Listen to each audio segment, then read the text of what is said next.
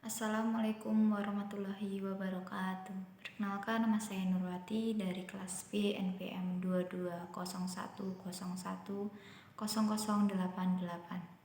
Saya akan menceritakan tentang sejarah Wali Songo dalam penyebaran agama Islam dan juga Abu Bakar dan Umar bin Khattab.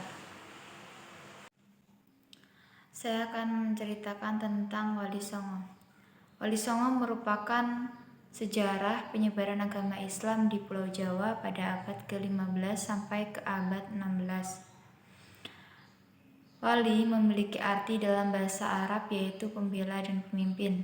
Wali biasanya diartikan sebagai seseorang yang lebih dekat dengan Allah Subhanahu wa taala. Songo yang artinya 9. Maka Wali Songo merupakan 9 wali yang lebih dekat dengan Allah Subhanahu wa taala. Yang pertama yaitu Sunan Gresik. Sunan Gresik memiliki nama asli yaitu Maulana Malik Ibrahim yang lahir pada abad ke-14. Sunan Gresik merupakan wali pertama yang menyebarkan agama Islam di Pulau Jawa. Sunan Gresik menyebarkan dakwahnya melalui perdagangan, melalui pendidikan, dan juga mengajak masyarakat dalam bercocok tanam. Sunan Gresik juga mendirikan sebuah pondok pesantren. Lalu masyarakat tersebut tertarik untuk mengikuti ajarannya Sunan Gresik untuk memeluk agama Islam.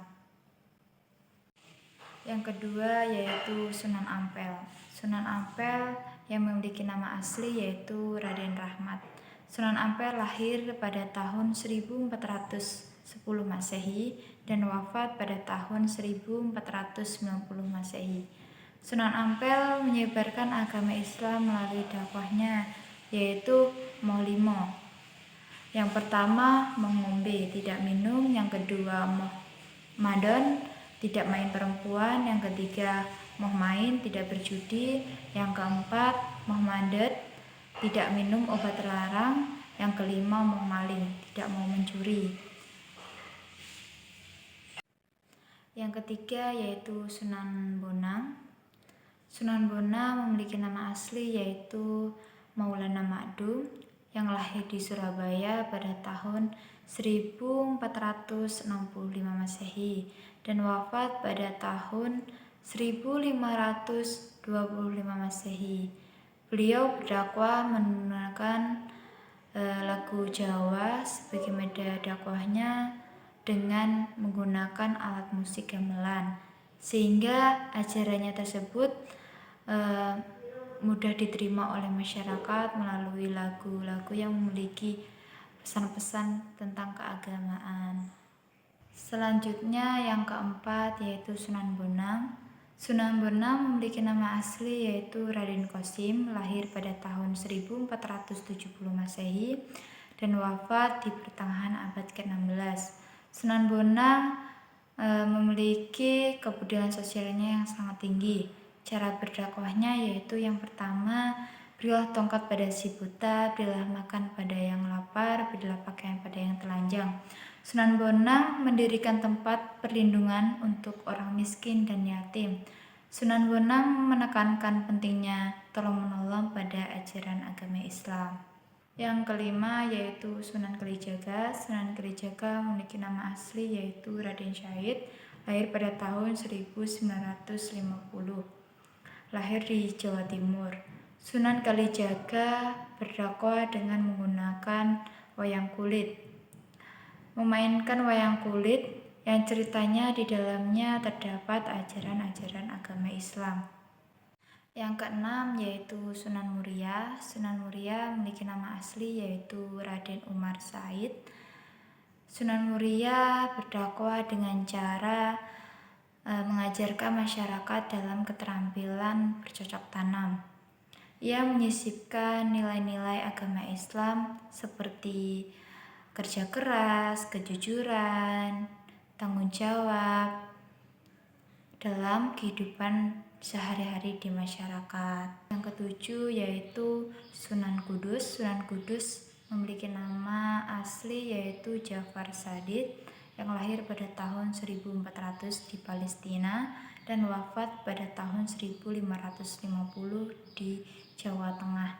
Sunan Kudus berdakwah dengan pendekatan toleransi. Ia menghormati budaya Hindu dan Buddha dengan tidak menyembelih sapi di Kudus. Ia membangun sebuah masjid di Kudus dengan arsitektur yang mengandung unsur budaya Hindu dan Buddha agar agama Islam mudah diterima di Kudus.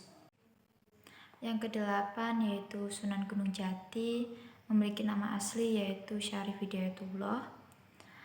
Sunan Gunung Jati lahir pada tahun 1448 Masehi dan wafat pada tahun 1570 Masehi. Sunan Gunung Jati berdakwah dengan pendekatan politik, yaitu dengan memperkuat hubungannya dengan penguasa lokal dan mendirikan sebuah komunitas Muslim di Cirebon. Yang kesembilan yaitu Sunan Giri, memiliki nama asli yaitu Muhammad Ainul Yakin, lahir pada tahun 1442 Masehi dan wafat pada tahun 1506 Masehi. Sunan Giri berdakwah melalui pendidikan dan permainan. Ia menciptakan permainan serta lagu-lagu yang memiliki pesan-pesan Islam yang mudah dipahami dan mudah diterima oleh anak-anak dan masyarakat. Sekian sejarah tentang Wali Songo. Abu Bakar lahir pada tahun 573 Masehi di Mekah. Abu Bakar memiliki nama asli yaitu Abdullah bin Abi Quhafah, gelar As-Siddiq yang benar. Abu Bakar memiliki gelar As-Siddiq karena ia membenarkan peristiwa Rasulullah pada saat Isra Mi'raj. Isra yaitu perjalanan Nabi dari Masjidil Haram di Mekah menuju Masjidil Aqsa. Mi'raj yaitu perjalanan Nabi dari Masjidil Aqsa menuju ke langit ketujuh. Ia mengorbankan harta bendanya dan nyawanya demi Islam. Abu Bakar diangkat menjadi khalifah setelah wafatnya Nabi Muhammad SAW secara langsung oleh Rasulullah. Abu Bakar menjadi khalifah selama 2 tahun. Masa kepemimpinan Abu Bakar menghadapi tantangan seperti yang pertama, memerangi kaum murtad, yang kedua, menumpas nabi palsu, yang ketiga, menghadapi orang-orang yang tidak berzakat, yang keempat, mengumpulkan ayat Al-Quran dan dijadikan satu mushaf. Abu Bakar wafat pada tahun 634 Masehi. Khattab lahir di Mekah pada tahun 584 Masehi. Nama asli Umar bin Khattab bin Nufail. Gelar Al-Faruq, pembeda antara yang benar dan salah. Umar akhirnya masuk Islam setelah mendengarkan adiknya Fatimah melafadzkan ayat suci Al-Quran. Hatinya tersentuh untuk masuk Islam. Umar bin Khattab dilantik menjadi khalifah kedua setelah Abu Bakar. Diangkat oleh Abu Bakar secara langsung sebelum wafat. Umar bin Khattab diangkat pada tahun 634 Masehi. Umar bin Khattab menjadi khalifah selama 10 tahun. Wilayah kekuasaan Islam berkembang pesat. Umar melakukan beberapa hal, yaitu yang pertama, memperluas wilayah Islam meliputi Irak, Mesir, dan Arab. Yang kedua, mendirikan lembaga keuangan. Yang ketiga, menetapkan tahun Hijriah. Sekian sejarah Umar bin Khattab dan Abu Bakar. Saya akhiri. Wassalamualaikum warahmatullahi wabarakatuh.